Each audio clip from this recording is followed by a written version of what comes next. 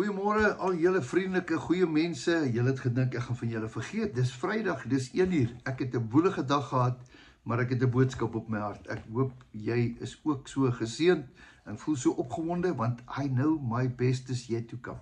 Sê jy dit ook elke dag? Ek hoop jy sê dit vir almal wie jy sien. Hey, jou beste lê voor. En as iemand ooit kla, kan jy help om te kla en sê vir my, jou beste is op pad. Spreek lewe oor jou liggaam, oor jou toekoms, oor jou kinders, oor jou land. Spreek lewe oor jou grond, jou plante, jou diere, jou finansies, elke dag in jou lewe. Dit wat jy spreek, is dit wat jy sal eet. Jy mag dit nooit vergeet nie, né? Het staan in die woord. Nou ja, hier het ek 'n stukkie wat ek vir jou gaan lees. Ek het hom nog nooit vir jou gelees nie, want hy is nie onderstreep nie. Dit is Psalm 15. Hoor 'n bietjie om. Jy ken hom man, jy het hom baie in die kerk gehoor in jou jong dae. Psalm 15. Wie mag vertoef in die tent, o Here? Nou hoor ek iets. Wie mag in die Here se tent kom bly? Hy sê die Here bly in 'n plek, die Here bly in 'n tent. Nou, wie mag daar gaan bly? Hy sê, Psalm van Dawid, Here, wie mag vertoef in die tent? Wie mag woon op 'n heilige berg? Hy wat opreg wandel en geregtigheid doen en wat met sy hart die waarheid spreek. Wat nie rondgaan met laster op sy tong nie, sy vriend geen kwaad doen nie, geen smaatrede uitspreek teen sy naaste nie, wie se oë die verworpene veragtelik is, maar hy eer die wat die Here vrees. Hy het gesweer tot sy skade, hy verander nie. Wat sy geld nie gegee het op woekerwins en omkoopgeskenke aangeneem het teen die onskuldig nie. Hy wat hierdie dinge doen, sal nie wankel tot in al die ewigheid nie.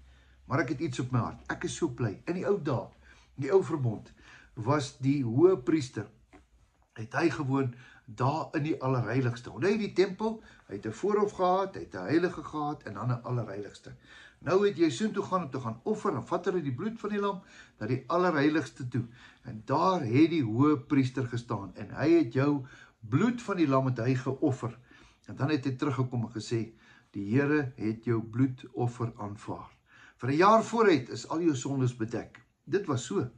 Nou ek het vir jou nuus, dat Jesus het die hoë priester geword. Die dag toe hy gesterf het, toe skeur die voorhangsel van bo na onder, en die hoëpriester kom uit, en daarom het hy die hoëpriester geword, dat hy in ons plek kom staan het. Onthou jy daai liedjie wat sê, wat 'n vriend het ons in Jesus, dis hy wat ons hoëpriester geword het, dis hy wat vir ons intree, elke dag, die Heilige Gees, hy tree vir ons in, want hy het vir al ons sondes gesterf.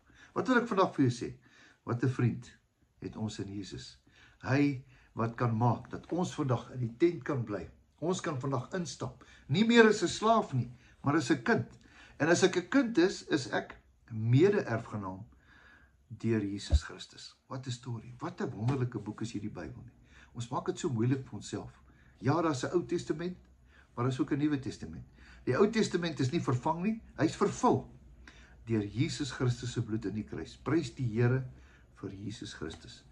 Wat 'n vriend we have in Jesus. Kom ons bid saam. Here, baie dankie vir die bloed. Dankie vir Jesus wat ons hoëpriester geword het, wat elke dag vir ons intree.